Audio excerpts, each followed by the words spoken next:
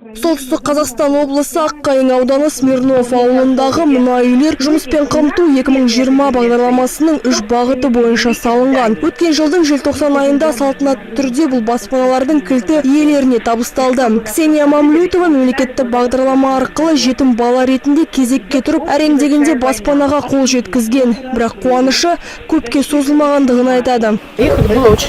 Біз осында көшіп келгеннен бастап үй іші суық болды, ал көктем келісімен қабырғалар үй іргесі үгітіле бастады. Жалпы бағдарлама бойынша 10 үй тапсырылған. Барлығының да жағдайы мәз емес. Тұрғындар бірнеше мәрте арыз да жазып шағымданған. Ал жергілікті әкімдік болса баспаналар ешқандай ақаусыз қабылданғанын алға тартады.